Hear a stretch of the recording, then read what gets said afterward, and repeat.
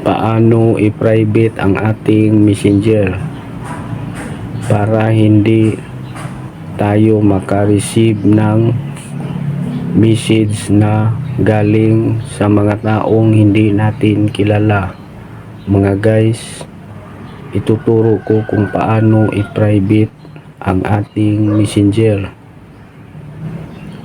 Kung gusto nyong malaman, panoorin nyo guys ang video ito. Dito na tayo sa aking cellphone.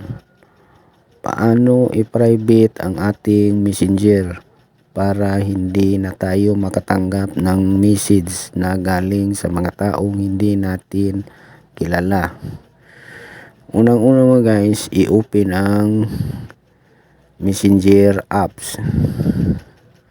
Pindutin ang tatlong guhit sa ibabaw. Pindutin ang settings icon. Scroll up tayo mga guys. Pindutin ang safety and privacy.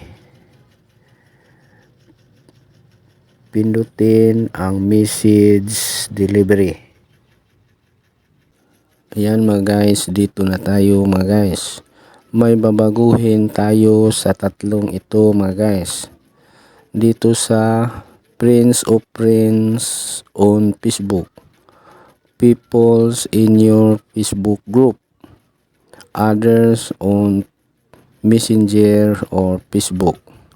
Dito tayo sa Friends of Friends on Facebook mga guys. Pindutin natin mga guys.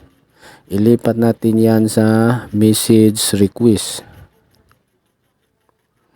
Kapag nalipat na yan sa message request mga guys, hindi na kayo makatanggap ng message na galing sa mga taong hindi ninyo kilala. Doon na mapunta mga guys sa message request. Kailangan nyo pang i-approve mga guys para mapunta sa inyong chat box. Back tayo mga guys. Dito naman sa Peoples in your Facebook group, pindutin natin mga guys. Ilipat natin yan mga guys sa don't receive request.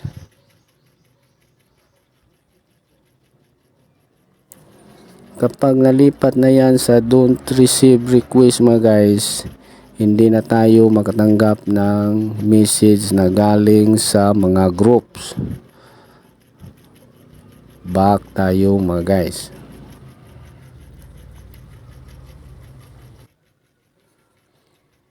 Dito naman mga guys sa others on Messenger or Facebook, pindutin natin mga guys. Dapat naka don't receive request yan mga guys. Naka don't receive request na siya mga guys. So hindi na natin pindutin mga guys. So once na na-set up nila ang tatlong settings na ito mga guys, hindi na tayo makatanggap ng message na galing sa mga taong hindi natin kilala, maliban na lang sa mga friends natin. So private na talaga ang ating messenger mga guys. Sana may natutunan kayo mga guys. Good luck sa inyo. Bye bye. Thank you.